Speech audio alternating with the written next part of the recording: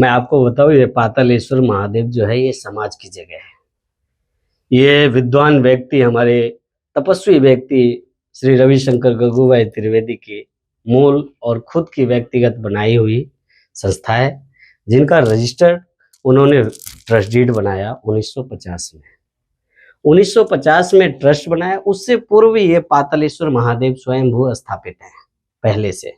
अच्छा, वो एक विद्वान, उस समय के ब्रिटिश शासन में पढ़े लिखे विद्वान थे और उनका कोई संतान या कोई परिवार नहीं होने के कारण और वो आस्थावान भक्त होने के प्रमाण के रूप में आप जो प्रत्यक्ष रूप देख रहे हैं आप, ये पातालेश्वर महादेव की सेवा पूजा में अपना जीवन यापन करते थे।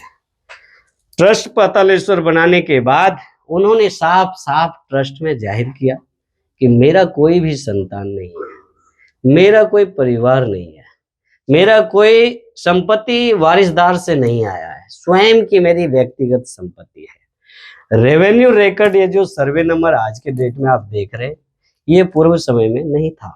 उन्होंने खेत के नाम से, स्थान के नाम से जाने जाते थे, तो ये महादेववाड़ी, भंडारवाड़ी के नाम से जाना जाता था। और ये वही संस्था है जो भंडारवाड़ी और महादेववाड़ी के नाम से जाना जाता है। इसके साइड में जो आपने एपीएमसी प्रेजेंट में आप देख रहे हैं, ये लक्ष्मीवाड़ी और शंकर निवास के नाम से जाना जाता था। 8 एकड़ जमीन ये है और 4 एकड़ 28 गुट्ठा इनको बेचा गया है। तो ट्रस्ट बनाने के बाद उन्होंने 52-53 तक जब खुद चलाए, उसके बाद उनके जीवन का बहुमूल्यता ये रहा कि उनके विवेक में आया कि मेरा आगे पीछे तो कोई है नहीं। तो फिर उन्होंने यहां से लेकर के बॉम्बे तक की सारी संपत्ति का रजिस्टर्ड डॉक्यूमेंट वापस रिटर्न फिर से बनाया। ट्रस्ट डीड बनने के बाद वापस रिटर्न बनाया और एज ए मैनेजिंग ट्रस्टी वो खेत वेत भी लेते थे तो सबके लिखान देते थे, क्योंकि वो पढ़े लिखे थे और नोटरी करवा के रखते थे। तो नानी रायन में हमारा खेत है, 52 की लिखान आज तक मेरे पास है, जबकि वो आज भी ट्रस्ट में पीटीआर में नहीं चढ़े, फिर भी as a managing trustee Ravishankar ने स्वयं उसे लिखान में देते थे, इतना खेत दिया करने के लिए, ये दिया, वो सब आज भी है। तो व्यवस्थित जो पढ़े लिखे लोग थे, तो उन्होंने 53-54 में समथिंग उन्होंने एक रजिस्टर और डॉक्यूमेंट बनाया, जिसमें उन्होंने जाहिर किया कि मेरी अपनी जो संपत्ति है बॉम्बे, मांडवी, ये जो संपत्ति मैंने ट्रस्ट डीड बनाया है, उसी ट्रस्ट में मैं सारी संपत्ति अर्पण करता हूं। उन्होंने सारी संपत्ति अर्पण कर दिया। उन्हें क्या पता था कि षड्यंत्र करता उसके पीछे साजिश कर लेंगे, उन्हें मालूम नहीं था, क्योंकि वो बुद्धिजीवी व्यक्ति प्रतिष्ठा के लिए जीवन यापन करता है और प्रतिष्ठा के लिए जीते हैं। उसके बाद षड्यंत्र उनके रविशंकर गगुभाई त्रिवेदी के पास गोविंद जी त्रिवेदी मुनिम के काम किया करते थे। उसके ही बच्चे ये महेश गोविंद त्रिवेदी, भगवान जी गोविंद त्रिवेदी, मुकुट गोविंद त्रिवेदी, बाबूलाल त्रिवेदी और रमा लक्ष्मी, ये सारे उसके नन्हे नन्हे छोटे छोटे बच्चे उन्हीं के काम करते करते पैदा हुए वहीं पे और वहीं पे पले बड़े, आगे बढ़े। उस समय ये 20, 22, 23 साल का महेश गोविंद त्रिवेदी था। जब उन्हें पता चला कि ये सारी संपत्ति ट्रस्ट को अर्पण कर दिया, तो इनके मन में पाप जगा कि आखिर ऐसा क्या हुआ। तो उन्होंने बोला अब इसका निराकरण क्या निकलेगा। तो उनकी साजिश शुरू किया। उस समय से उनकी ट्रस्ट के प्रति भाव पवित्र होने के उद्देश्य को उन्होंने षड्यंत्र बनाया और वो षड्यंत्र से वहां से शुरू किया। उसके बाद 56 में आते ही उन्होंने नासिक में उसकी गला घोट के हत्या कर दी।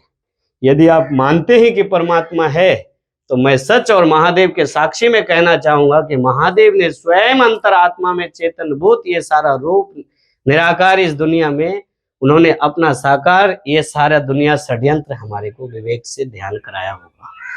तो दावे के साथ नहीं, कागज और एविडेंस के आधार पे कहना चाहूंगा कि इन्होंने उनकी गला घोट के नासिक में हत्या कर दी और लावारिस मौत दिखा करके उसको छुपा दिया, जिसकी मैं आज छानबीन कर रहा हूं, 2 सालों से छानबीन कर रहा हूं। तो डॉक्यूमेंट के आधार पे ये सब चीजें सामने आ रहा है। उसके बाद जब वहां से बात नहीं बनी, तो उनकी पत्नी लाभ कुंवर बहन की 57 में आकर के यही गोदरी फलिया में रहते थे, वो भी ट्रस्ट की संपत्ति है। यहाँ मकान है गोदरा फलिया शहर के बीच में, वो भी संपत्ति ट्रस्ट के अंदर है। वहां रहती थी। इन्होंने वहां पे हत्या किया। जाहिर सी बात है, सोचने वाली बात है, हमने नगर पालिका में दिखाया तो उस समय हत्या हुई। एफआईआर की कॉपी अभी नहीं मिल रही है, बाकी ऑर्डर की कॉपी है सेशन कोर्ट में। जब यहाँ एफआईआर हुआ तो सारे परिवार मिलकर के हत्या किया, धक्का दे के मारा, छाती से खून निकाला, मुंह से खून निकाला। ये सब चीजें पोस्टमार्टम रिपोर्ट के वो नगर पालिका में आज तक भी मरण दाखला में लिखा हुआ नोट चढ़ा हुआ है, एविडेंस। उसके बाद इन्होंने उनकी हत्या की। हत्या करने के बाद सारे माल खजाना का मालिक तो उसके हाथ में चाबी थी। उन्होंने उस समय, जो कोई देखने वाला नहीं, करने वाला नहीं, उन्होंने उनको, सब परिवार को पुलिस से मिलकर के छुड़वा दिया। अकेला सेशन कोर्ट ने इसको सजा किया। उस समय बॉम्बे हाई कोर्ट, महाराष्ट्र, एक गुजरात हाई कोर्ट नहीं थी, महाराष्ट्र हाई कोर्ट था। और महाराष्ट्र हाई कोर्ट में इन्होंने 58वें षड्यंत्र रचा। रविशंकर के मरने से 25 दिन पहले एक फर्जी बिल बनाता है जिसमें ना तो कोई सिग्नेचर है। अब जाहिर सी बात है, आप सोच सकते हैं, इतनी सेंस की बात है कि जो व्यक्ति खेत और बाड़ी करने के लिए रिटर्न में दे रहा है नोटरी करके, तो रजिस्टर बिल करता, रजिस्टर डॉक्यूमेंट करता। लेकिन आज तक महाराष्ट्र से लेके गुजरात तक कोई रजिस्टर डॉक्यूमेंट नहीं है। करने के लिए षड्यंत्र में सफल होने के इनको उद्देश्य दिखाई दिया। इन्होंने 25 दिन पहले एक बिल बनाता है और बिल बना करके उसमें जाहिर करता है और उल्टे सीधे लिख करके वो सारी संपत्ति के लिए वहां मर्डर केस से ये छूट जाता है कि रविशंकर की 2 पत्नी थी, जबकि जीते जी उसने लिखा, मेरा कोई धर्म पत्नी न थी, एक ही मारी अखंड सौभाग्यवती पत्नी लाभ कुंवर छे, ना ही मेरा कोई पुत्र छे, ना दत्तक पुत्री ना पुत्र। तो फिर ये बारिश कहां से पैदा हुए? उन्होंने साफ साफ क्लियर कर दिया डॉक्यूमेंट में। वो महादेव ने उनको जैसा विवेक दिया, उन्होंने सारा चीज क्लियर करके गया, क्योंकि उन्होंने जीवन भर मेहनत किया। अब मर्डर हो गई, वहां से छूटा। मुंबई की बेशकीमती संपत्ति थी, उस समय की बॉम्बे राजधानी हुआ करता था, बिजनेस का वो हब हुआ करता था। देश विदेश BISN कंपनी के कैटर्स का काम करते थे रविशंकर, और रजिस्टर लिमिटेड कंपनी कराची में ऑफिस हुआ करता था, और खाने पीने का कैटर्स का काम उनका खुद का था। तो अफ्रीका, आयरलैंड, बॉम्बे, मद्रास, कहाँ उनकी शिप चलती थी और वहां वो जाते आते थे। अब उन्होंने उनकी सब खजाना माल को हड़पने के लिए बॉम्बे में सारा कब्जा कर लिया। बॉम्बे में कब्जा किया, 58 में वो छुट्टी गया। कब्जा करने के बाद वहां जितना दिन चला। इस बीच में जो ट्रस्ट हमारे रजिस्टर पातालेश्वर महादेव सार्वजनिक ट्रस्ट किया, जो आज प्रेजेंट में ये 258 के नाम से है, जो ट्रस्ट बने, उस ट्रस्ट में जो 5 आदमी ट्रस्टी थे, उस समय को भी सुखी संपन्न आदमी थे। तो उसमें एक विद्वान जो थे, कामेश्वर ज्येष्ठा राम हर्षुख भाई, तो इन्होंने ट्रस्ट को रजिस्ट्रेशन करने के लिए 1960 में ट्रस्ट एक्ट आया। ट्रस्ट एक्ट आया तो इन्होंने एप्लीकेशन फॉर्म किया 61 में किया, और 61 में, क्योंकि 1947 में भारत आजाद हुआ, उसके बाद धीरे धीरे प्रोसेस में, तो कोई भी संविधान चेंज हो तो टाइम तो लगता है प्रोसेस में। तो इन्होंने 61 में एप्लीकेशन किया और 62 में वो ट्रस्ट ने जांच करके सारी संपत्ति ट्रस्ट के नाम पे चढ़ा दी, और नंबर ट्रस्ट का रजिस्टर आ गया, ये 258। अब जब ट्रस्ट की रजिस्ट्रेशन आ गई तो यहाँ तक तो कुछ नहीं, बॉम्बे की जो संपत्ति थे उसमें वो सब किराया भाड़ा खा रहे थे उस समय। उसके बाद कंटिन्यू ये ट्रस्ट चलता है, और 5 लोग जो थे मिलकर के ये पूर्ति करते आए, महादेव की सेवा चलती रही। सामने इसमें रहने के लिए बंगला था, चौपाल थी, मकान था, कुआं था, गैरेज था, जो प्रेजेंट में ये षड्यंत्र करके जिन पे FIR अभी प्रेजेंट में हो रखा है, इन लोगों ने तोड़ा है, वो अभी डिटेल में हम आपको बताएंगे। उसके बाद ट्रस्ट की संपत्ति 1971 में ट्रस्टी कामेश्वर ज्येष्ठा राम ने एक संपत्ति बेचा महादेव की उपयोगिता अनुसार, क्योंकि जैसा ट्रस्ट डीड में उन्होंने उल्लेख किया है कि महादेव को चलाने के लिए जरूरत पड़ी तो किसी को गिरवी भी रख सकते हैं, बेच भी सकते हैं, लेकिन निभाव करते रहेंगे, उसके अनुसार चलता रहा। अब इसकी सिचुएशन शुरू होती है 71 के बाद, और ट्रस्ट के पास ये राजगुरु वीरजी शंकर जी जो थे, ये इनका यहाँ पे लिखान था। ये खेत काम करते थे, खेरूत थे और यहाँ देखभाल करते थे। वो सब का लिखन रिटर्न में हमारे पास डॉक्यूमेंट है। इनने साजिश क्या रचा कि वो खेरूत को पार्टी बनाया कि हम दोनों एक हो जाएंगे और तुम मुझे उसकी पत्नी बना। ऊपर ऊपर गेम खेला। उससे पहले ही राजगुरु को यहां से बाहर कर दिया गया था। उस समय जिस समय मुकदमा इन्होंने रमा लक्ष्मी ने पत्नी बनने का जो ढोंग रचा, उस समय से पहले कई वर्ष पहले राजगुरु को खेरूत पद से हटा दी गई थी। कोई और उसके बाद आए। उसके बाद धनिक आए, पुजारी। हमारे पुजारियों का सबका लिखन हमारे पास आज भी है। उसके बाद क्या होता है कि ये उनको पार्टी बनाते हैं और दोनों की मिली भगत में कि तुम हार जाना और मैं जीत जाऊंगा, मेरे को पत्नी डिसाइड हो जाएगा, फिर मैं ये सारी संपत्ति कब्जा कर लूंगा, तेरे को मकान बना के देंगे न फलाना देंगे। ये सारे षड्यंत्र में वो सफल होने के लिए बहुत कुछ पापड़ बेले। बाद में वही हुआ, भाई खेरूत के पास मालिक तो था नहीं, ओनरशिप तो था नहीं, ट्रस्ट का रिटर्न में लिखत में आज भी है। तो वो कोर्ट ने उसको डिसाइड कर दिया, उसको अधिकार नहीं है, वो नहीं कर सकता। और इसको पत्नी के रूप में एडमिट करने के लिए जो षड्यंत्र रच रहा था, वहां पे ये सफल होने में कामयाब होने की दिखाई देने लगा। उसके बाद भी केस चलता रहा, फिर भी वो उसकी दोनों की टोनिंग नहीं मिली। वो हाईकोर्ट में अपील किया राजगुरु ने, हाईकोर्ट से रिटर्न आया, वहां से भी हार जीत ऐसी चलती रहे, प्रोसेस चलता रहा। बाद में इन्होंने 82 में केस यहाँ पे स्पेशल मामलेदार में केस डालता है और यहाँ पे हुक्म करवाता है कि ऊपर के आधार पे ये संपत्ति उसके राजगुरु उसको रमा लक्ष्मी को मान लेता है। अब 82 में मुकदमा होती है और 2001 तक कहीं भी रेवेन्यू रिकॉर्ड में आज तक 2001 से पहले कहीं भी रमा लक्ष्मी कहीं मालिक नहीं है, कहीं भी कोई संपत्ति में वारिस नहीं थी। अब उसके बाद क्या होता है, इन्होंने क्या किया कि वो संपत्ति से पहले 4 भाइयों के फेवर में 96 में एक बिल बनाती है कि ये सारी संपत्ति हमारे पति की है और मैं ये सारी संपत्ति वारिसदार में मिला हुआ है और मैं अपने भाई के नाम करती हूँ। 96 में बिना अथॉरिटी का जो चीज मेरे पिता के नाम पे नहीं है वो मैं किसी को देने का अधिकार नहीं हूँ।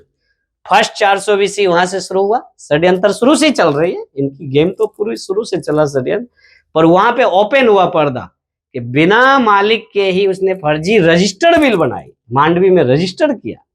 उसके बाद दोनों की गेम चलती रही। महेश ने क्या किया, 2001 में और एक्स्ट्रा बिल बनाया पर्सनल नाम पे। करता है कि 96 में जो बिल बना उसे कैंसिल करके लास्ट में मेरी बहन ने मेरे फेवर में बिल बनाया और उसका नतीजा ये हुआ कि भगवान जी गोविंद त्रिवेदी, मुकुट गोविंद त्रिवेदी और ये बाबूलाल गोविंद त्रिवेदी, इन सब का मेल टूनिंग जो था, ये टूनिंग को देखते उन्होंने पावर ऑफ अटॉर्नी जो रमा लक्ष्मी तो एक मोहरा थी, सारा षड्यंत्र तो महेश का था, वो तो एक मोहरा थी, उसकी कठपुतली थी। वरना कोई अपनी बहन को किसी की लुगाई नहीं बनाए। अपनी संपत्ति को कब्जा करने के लिए अपनी बहन को किसी के पास भेज दे, वो इंसान की सोच कैसी। अब उन्होंने उस will power of attorney Rama Lakshmi के आधार पे नाना लाल जेठालाल फुफल को 2007 में रजिस्टर दस्तावेज करते 13 एकड़ 24 गुठा की, जबकि ऑन रिकॉर्ड 13 एकड़ 33 गुठा भंडारवाड़ी के नाम से जानी जाती है। उसको तो पता नहीं था। बिल बनाया 13-24 की बनाई और दस्तावेज भी 13-24 की किया। अब वही सब गेम था, षड्यंत्र था, मिली भगत। क्योंकि जब 2 पार्टी नहीं लड़ेंगे तो एक के डिसाइड कैसे होगा। कहीं भी कुछ भी हुआ, पातालेश्वर को पार्ट नहीं बनाया है, ना पहले बनाया ना आज भी बनाया। अब इन्होंने उस गेम में सफल हुआ, नानालाल जेठालाल को बेच दिया। नानालाल जेठालाल ने 8 में नवल सिंह मोहब्बत सिंह जडेजा को बेचा। अन्य 4 व्यक्ति उसमें शामिल थे, मुसलमान बेग अहमद कुछ करके वो भी शामिल था। 5 लोगों के नाम उन्होंने दस्तावेज किया 13 एकड़ 24 गुठा का। अब वो प्रोसेस चालू हुआ तो इनकी दोनों की पैसे की टोनिंग नहीं बनने के कारण महेश ने कहा कि पैसे नहीं देता है तो मैं दस्तावेज कैंसिल कराता हूं। महेश ने उसको फॉर्मेलिटी के लिए केस दाखिल किया कि सेशन कोर्ट में कि इस केस को, ये जमीन जो है ये हमारी है और जो भगवान जी ने बेचा इसे खारिज किया जाए। तो महेश का केस उन्होंने 86/2007 वाली जो मैटर थी उन्होंने निकाल दिया, रिजेक्ट कर दिया। तो महेश ने उसको फिर भी बातचीत में चलता रहा और वो बाद में 2012 में अपील करता है। उससे पहले नवल सिंह सारे जितने भी गवर्नमेंट एम्प्लॉय को अपने फेवर में लेकर के इन्होंने एनए कराया 2011 में। अब देखो यहां फिर से षड्यंत्र होता है। अगर ऑल इन्वेस्टिगेशन की जाए तो शुरू से लेकर सारे अधिकारी अभी जेल में अंदर बैठेंगे, इसमें कोई संदेह नहीं है। 13-24 की दस्तावेज बनती है और एनए होती है 13-33 की। हमारे बाप की जो संपत्ति नहीं है वो कैसे किसी को, एक बार को मान भी लो तो कैसे एनए कर दोगे? किसी के मकान नहीं कर सकते ना। और जबकि यहाँ पे महादेव स्थापित है, उसके एनए में कहीं भी पातालेश्वर दिखाया ही नहीं गया। उनसे पूछा जाए नक्शे में कहाँ है तो है ही नहीं। अब वो चीजें होने के बाद 2012 में हाईकोर्ट में अपील करता है और अपील करने के बाद 13 में जजमेंट देता है कि भाई हाईकोर्ट में कहता है कि मेरे पास आखिरी बिल है, छेला बिल है, मेरी बहन ने मुझे दिया है। हाईकोर्ट ने कहा भाई इसको प्रोवेट लाओ फिर आप करो। बाकी जितने 80 लोगों को नवल सिंह ने बेचा, आज जो प्रेजेंट में मैं बताऊं शिवजी करसन छावरिया जो है मेन षड्यंत्रकर्ता प्रेजेंट में, क्योंकि लेने वाले ने तो पैसे लिया और बैक हट जाता है, पर जो महामूर्ख वाली बात है वो ये है, इसने उस समय भी दलाली करता था। भगवान किसी को दौलत देता है तो उसका अभिमान नहीं होना चाहिए। ये रोड पे भटकता था, यहाँ पे दलाली करता था, उसका डॉक्यूमेंट 14-15 का हमारे पास है। 80 लोगों के नाम उस समय दस्तावेज था और हाईकोर्ट के आदेश से वो 80 दस्तावेज खारिज हो गए। ये वही नोद है एनए का जो नवल सिंह के नाम पे आज भी चल रहा है और रिकॉर्ड में वो खारिज हो चुका है। ये सारा षड्यंत्र फर्जीवाड़ा है। जांच होगी तो टोटल लोग जेल जाएंगे। अब उनने उसी नोद हाईकोर्ट ने जिसको कैंसिल किया उसी नोद पे आज भी एनए चालू है, जबकि ऑलरेडी जब तुम्हारी संपत्ति का दस्तावेज कैंसिल हो गया तो एनए चालू नहीं रह सकता, किसी भी आधार पे नहीं रह सकता। उसके बाद वहां से चलता रहा। अब उनने षड्यंत्र रचने के लिए वो प्रोबेट इनको जी 4 बार खारिज किया, 3 बार हाईकोर्ट महाराष्ट्र ने। फिर उसे कन्वर्ट किया एप्लीकेशन में, 11 कुछ करके एप्लीकेशन में किया, वहां भी 1 साल केस चलाया। केस चलने के बाद 2016 में, क्योंकि बॉम्बे में लगभग मतलब लाखों में क्या करोड़ों में कीमत है संपत्ति की, ना जाने उतना तो सोना चांदी हीरे मोती थे उनके पास, तो वो सबका दुरुपयोग करने के लिए ट्रस्ट की संपत्ति का नुकसान किया, वो संपत्ति का दुरुपयोग करने के लिए सब मैनेज किया। और हाईकोर्ट में जब मौके का उनके रिलेटेड जज आए उन्होंने उसको आउट पास करा लिया 2016 में जजमेंट। जब पास हो गया, अच्छा जजमेंट में कहीं ये नहीं लिखा कि पातालेश्वर महादेव की संपत्ति है, भंडारवाड़ी भी आपको दी जाती है या मालिक बनाई जाती है। मैं आपको बता दूं कि प्रोवेट से हाईकोर्ट ने चालू कोर्ट में कहा I am not decide to revenue ownership, only certified कर रहे कि हम उस परिवार का ये वारिस है।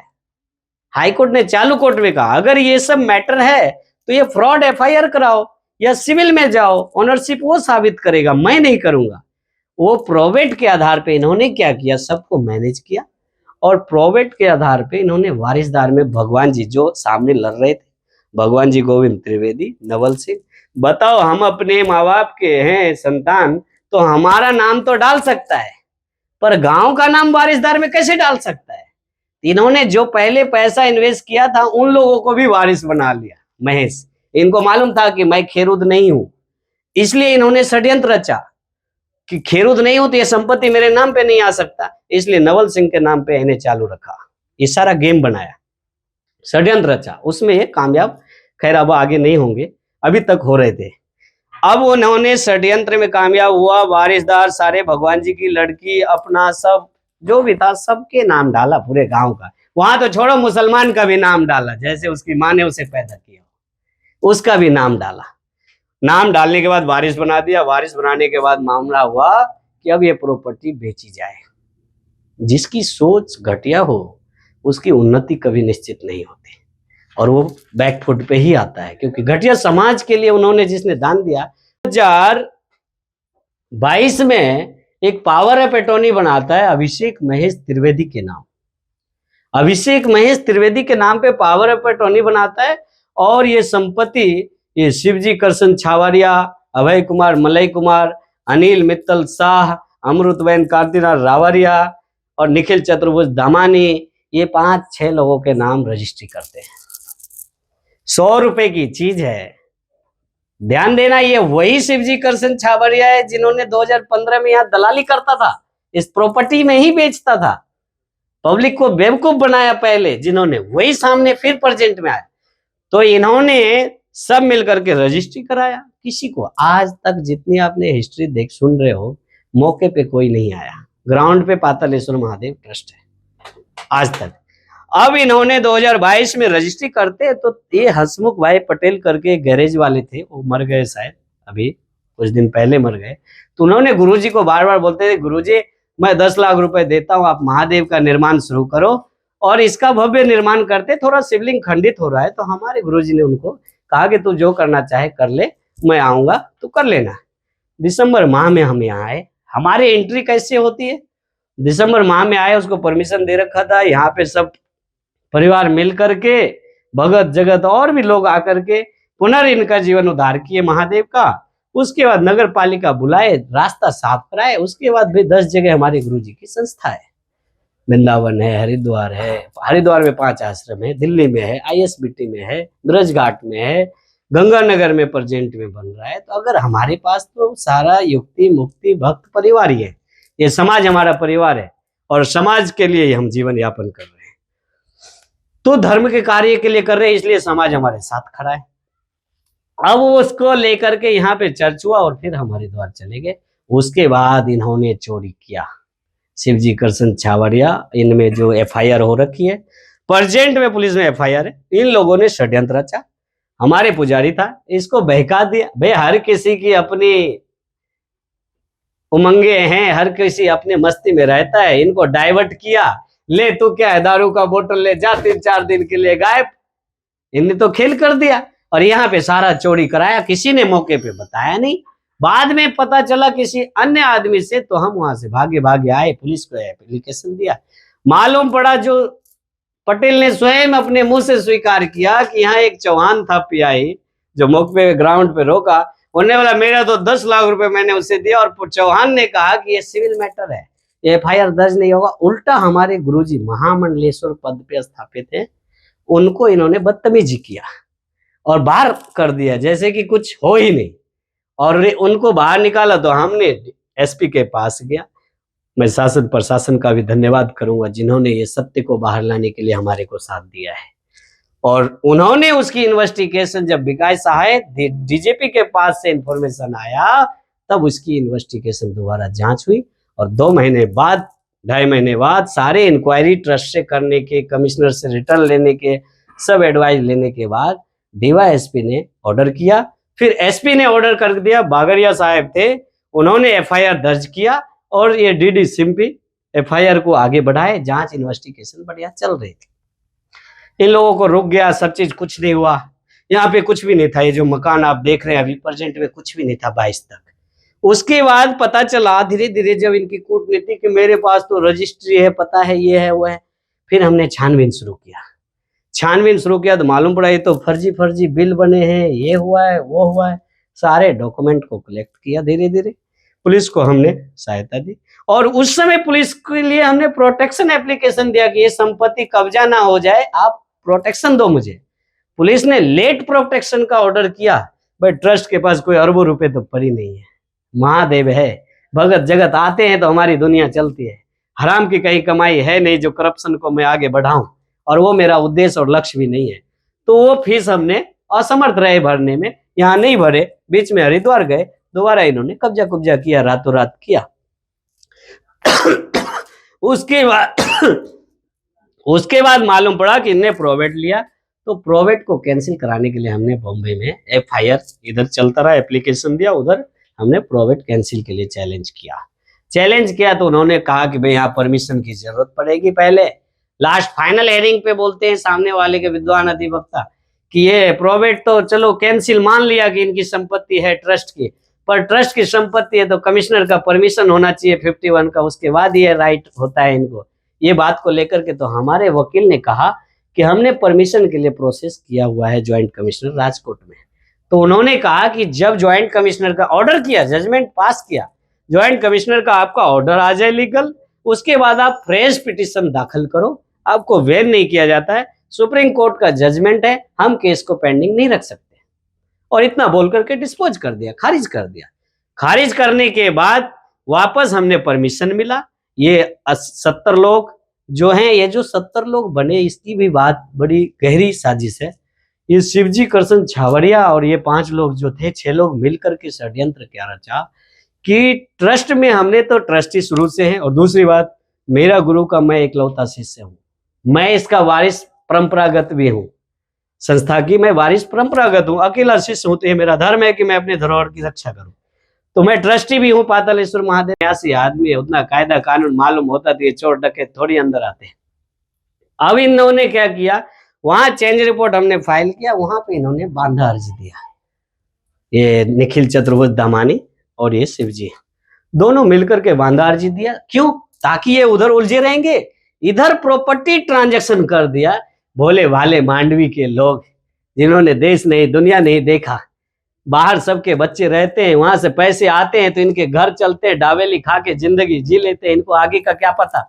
इन्होंने षड्यंत्र रचा और वो भोले भाले इंसान को 70 लोगों के नाम दस्तावेज कर दिया। यहां तक ही नहीं, इस मैटर में अगर पुलिस जांच करे, इन्वेस्टिगेशन करे, तो ये जिंदगी भर बाहर ना निकले। यहां तक हुआ कि तेरे नाम पे मैं संपत्ति करता हूं, मैं तेरे बैंक में पैसा डालता हूं और तू मेरे को चेक दे दे और मैं तेरे नाम पे प्रॉपर्टी रजिस्ट्री कर दूंगा। ऐसे 4 केस यहाँ सामने है। ये राजगौर, ये जो है, क्या नाम इनका, जो हमारा खेरुत था उसका लड़का है सामने, वो ईश्वरलाल क्या है ये, उसके नाम पे ऐसे दस्तावेज, कई दस्तावेज ऐसे हुए जिसको 1500 रुपए स्कूटी भरने का किस्त का पैसा नहीं हो, उसके नाम पे 50-50 लाख के दस्तावेज किए। वो गरीब आदमी को इन्होंने उलझाया, गुमराह किया। भगवान के घर में देर होता है, सत्य परेशान जरूर होता है पर पराजित नहीं होता। यहाँ पे वही करप्शन की दुनिया है। फिर उसके बाद हमने यहाँ पे अप्लाई किया, धीरे धीरे इन्होंने उलझा के रखा, 70 लोग हो गए। उधर चैरिटी कमिश्नर से हमारी परमिशन आ गई, चैरिटी कमिश्नर से परमिशन आ गई। परमिशन आने के बाद हमने सिविल सूट दाखिल किया, क्योंकि पहले ही जाहिर हो गया कि प्रोबेट से कोई मालिक नहीं बनता, केवल वारिस साबित होता है, मालिक नहीं होता। अब चैरिटी कमिश्नर से परमिशन आया तो सिविल सूट दाखिल किया इनके दस्तावेज रद्द करने के लिए। रद्द करने का जब दस्तावेज दाखिल किया तो देखो, न्याय तो सबके लिए है, और कहते हैं भगवान की आंखों पे पट्टी है। आज प्रेजेंट में आप देखो, जिंदगी भर सुप्रीम कोर्ट में पट्टी लगी रही न्याय पे भी, और आज उस न्याय को, ये भ्रष्टाचारी को देखते हुए ही सुप्रीम कोर्ट ने जजमेंट को, संविधान को चेंज किया होगा, टैग को चेंज किया कि अब आंखें खोल करके न्याय करो, पक्ष विपक्ष मत करो। अब आपकी आंखें खुली है, बंद कानून नहीं है, अंधा कानून। अब आंखें कानून की भी खुली है, अब देख के न्याय करो। उसके बाद भी उनकी बुद्धिमत्ता में छिन्नमस्तिका कैसे विराजमान हुई। डिस्ट्रिक्ट कोर्ट ने उल्टे सीधे ऑर्डर किया जिसका कोई आधार नहीं, कोई पैमाइश नहीं किसी चीज का। तो उसका भाई हमारे भी लीगल एडवाइजर सब है, और मैं धन्यवाद करता हूं लक्ष्मी चंद जी का, जिन्होंने ये महादेव को जागृत करने में यहां तक लाया। उसके बाद इन्होंने बेचारे सब मेहनत किया और हाई कोर्ट में अपील किया। हाई कोर्ट में प्रेजेंट में ये केस पेंडिंग पे है, और इसी केस में इन लोगों पे जो FIR नंबर 360 है, जो 2023 में रजिस्टर हुआ, ये सब में ये अगोतरा जामीन पे 7 लोग हैं, एंटीसिपेटरी बेल लिया हुआ है। मैं आपको ये भी बताऊं कि भ्रष्टाचारी का कितनी बड़ी दुर्भाग्य है इस भारत का, इतना बड़ा करप्शन है कि 420, 67, 68 में, ये सारे धाराओं में कहीं पे आप पूरे भारत में नहीं सुनेंगे कि लोअर कोर्ट ने कहीं जमानत दी होगी। वो बुद्धि आदि शक्ति कोई जज थी, उनने इस मैटर में जज दिया। चलो हमने दे भी दिया तो हमारे विद्वान अधिकारियों ने कहा, गुरुजी ये मैटर FIR कागज की है, चोरी किया है, संपत्ति ले गया है, सोना चांदी लिया, वो सारा आपको वापस मिलेगा, आप चिंता ना करो, जांच होने दो। स्थानिक पुलिस इन्वॉल्वमेंट हुआ, DDCP जांच करते रहे, तब तक कुछ नहीं हुआ। उसके बाद यहाँ पे एक राइटर आया, स्थानिक पुलिस, मैं तो किसी को नहीं छोड़ने वाला, मैं तो हाईकोर्ट इनको घसीट दूंगा, रिटायर भले हो गया हो कोई, पर मैं इनको अंदर ठोकने वाला ही हूँ, कोई दिक्कत इसमें शक नहीं है। और मेरा धर्म, अगर भगवान ने मुझे अपने कर्म के लिए जन्म दिया है तो मुझे किसी बात का डर भी नहीं है। ये इन्वॉल्व हुआ, और इसमें सारे परिवार लोकल होने के कारण सारा जांच पलट गया। घर पे जाकर के कोर्ट, डिस्ट्रिक्ट कोर्ट देता है कि भैया आप नोटिस करो और जमानत दो और लीगल प्रोसेस के लिए बुलाओ, अगर आपके पास नहीं आता है तो अगोतरा कैंसिल करो। ये घर पे जाके बॉम्बे जमानत दे रहे, भैया वो तो कुबेर का खजाना मेरा ही चुरा के ले गया और मुझ पे ही यूज कर लिया, पुलिस को अपने फेवर में ले लिया। सारी दुनिया तो बिकती नहीं, तो भगवान के घर में अंधेर होता है, देर नहीं होता है। ऊपर बैठे एसपी साहब ने कहा किसी भी प्रकार का इस जांच में कोई ढिलासाई नहीं होनी चाहिए, कोई गड़बड़ नहीं होना चाहिए। और महादेव की भी, शासन प्रशासन का भी मैं आज तक धन्यवाद करता हूं कि आज तक उस मैटर में कोई ऐसी गड़बड़ नहीं हुई है। परेशान हुआ, समय लग रहा है, इन्वेस्टिगेशन चल रहा है। और मैं धन्यवाद यहाँ के लोकल एमएलए और एमपी का भी करना चाहूंगा, जिन्होंने मुझे राय दिया कि लीगल प्रोसेस कानून का अपनाइए, लड़ाई झगड़ा हमारा धर्म नहीं है, आप लीगल प्रोसेस में चलिए। और वो मीटिंग बैठ करके राय दे करके फिर मुझे यहाँ तक पहुंचाने का कार्य किया। और अब मैं आप सब से, लोकल स्थानिक मांडवी वासियों से, भुज वासियों, कच्छ वासियों से प्रार्थना करते हुए कहूंगा, ये संपत्ति आपकी धरोहर है, मेरी नहीं, मेरी व्यक्तिगत स्वार्थ नहीं है, ये समाज के लिए जगह है। समाज पे, इस पे रिसर्च सेंटर बने, हॉस्पिटल बने, जैसा रविशंकर का मूल उद्देश्य था उस पथ पे चले। पर ये सब भ्रष्टाचारी लोग यहाँ पे प्लॉटिंग करे, मॉल बनाए, होटल बनाए, टॉकीज बनाए, ये पवित्र भूमि पे नहीं होगा। और ये पवित्र भूमि महादेव की है, महादेव की रहेगी। हम आज हैं, कल नहीं होंगे, पर मेरी परंपरा यहाँ चलती रहेगी। 5वीं 6ठी पीढ़ी तो मेरी भी हो गई गुरु के साथ साथ, तो मैं ये परंपरा आगे बढ़ता ही रहेगा। तो स्थानिक लोगों से मैं आग्रह करूंगा कि आप मेरे दुश्मन नहीं है। मेरा दुश्मन पटेल भी नहीं था। हमारे गुरु ने उसे कहा कि आप केवल महेश से अपना पैसा लीजिए और ये स्थान से बाहर निकल जाओ। तुम व्यापारी आदमी बेटा, कहीं भी पैसा डालो और कमाओ। क्यों तुम धर्म के साथ लड़ रहा है, सन्यासी के साथ लड़ रहा है? तो उसने हमारे महामंडलेश्वर पद पे विराजमान प्रेजेंट में निर्णय अखाड़े से उस व्यक्ति ने, व्यक्तित्ववान व्यक्ति को कहता है कि इसकी माँ ने दूध पिया कि ये जमीन मुझसे ले लेगा।